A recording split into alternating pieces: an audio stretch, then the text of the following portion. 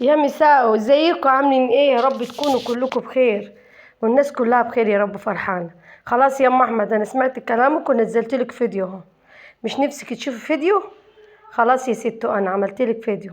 النهارده رح نعمل اندومي في البيت، ولا نجيب اندومي من بره، ولا نجيب دقيق يكون صلاحيته منتهيه. ايه اللي خلاني شجعت نعمل الاكله دي؟ ان البت جابت كيسين اندومي امبارح وكبناهم تاني. بعد ما سلقتهم كبتهم تاني. ليه كبتهم تاني؟ طلعوا وحشين الدقيق بتاعهم اللي هو معمول منه، باين عليه دقيق مركون ولا الصلاحيه بتاعته منتهيه، او اللي عندهم صلاحيته منتهيه. ما تعرفيش الموضوع، يعرفوا ربنا.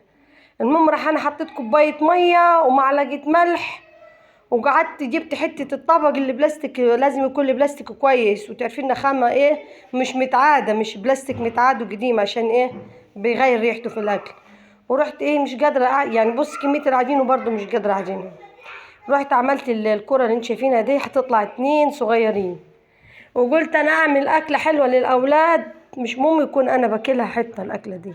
المهم الاولاد بتحب الحاجات دي، جميله جدا. ودايما معجنات بتبقى فيها طعم مسكر كده، يعني بتشد الاطفال. فاحنا عملنا الاكله البسيطه دي، يا رب تعجبكم وتنول اعجابكم. ركزوا معانا.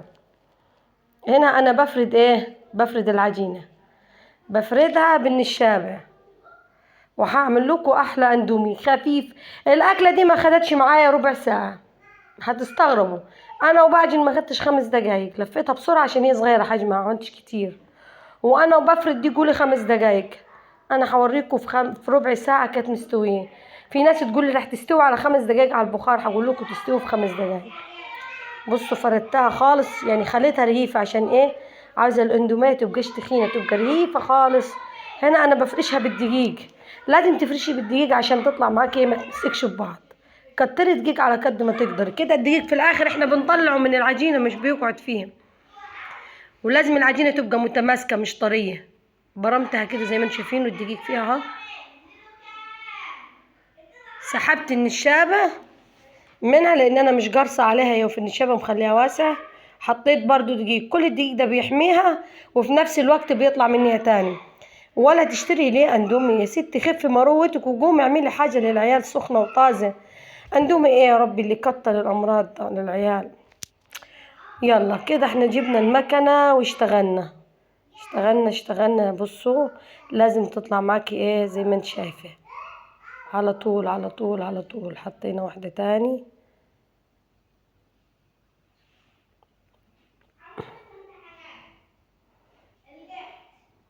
ليه احنا نشتري من بره اندومي؟ الدقيق ده معروف، ومعروف صلاحيته، ومعروفه خامته، ومعروف معجون ازاي، ومعروف انا عاملاها ازاي. وما ياخدش معاك، هنقول لك خدتش ربع ساعه الاكله دي، ثواني تعمليها. حاجه حلوه كده وخفيفه يا جماعه. وام احمد بتقول لي بطلتي تنزلي فيديوهات، وام هاني بتقول لي بطلتي تنزلي فيديوهات، وكله زعلان، وانا مصره ما انزلش. وبعدين عملت لكم الفيديو الخفيف ده واسلم عليكم، واقول لكم يا رب عشان المشتركين الجداد اللي في القناه عملت لهم الحاجه الحلوه البسيطه دي.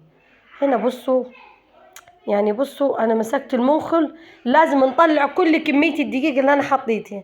طلعيها بصي بتعمل ايه معاكي. بصي خيوط زي الشعر راسك كده، خفيفه جدا. انخلي لما تطلعي الدقيق، وانفخي لغايه ما الدقيق ده تفضلش غير ايه، الحبال اللي هي السلوك دي الجميله الحلوه الخفيفه. عمال انفخ وانفض. طلعت كل كميه الدقيق اللي كانت فيهم. هنا عندي مش شرط يكون عندك الحله اللي هي بتاعت البخار. بصي هنا حطيت مصفايه على الحله السلسله بتاعتي عادي جدا. طول ما المصفايه متحكمه فيها وماسكه مش هتطلع البخار من بره. بصوا لغايه ما حطيتها على النار وهي مش ماسكه ببعض، سلوك سلوك سلوك، زي السلك اللي هو الخفيف بتاع الالمونيا معاك.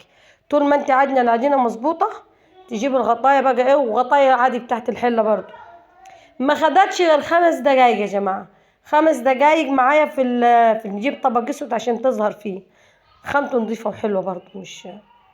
هنا تحطي زيت، تحطي سمنه، تحطي زبده. بصوا يعني لغايه ما استوت، وكل واحده بوحدتها زي ما انتم شايفين.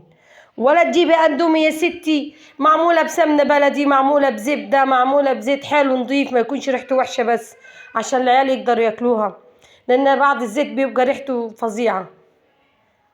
بصوا ازاي خفيفة، بالواحدة بالواحدة بالواحدة بالواحدة. مفيش واحدة، لو واحدة ماسكة في واحدة او لو لقيتيها ماسكة معجنة ببعض، عرفي ان هي بايظة معاك.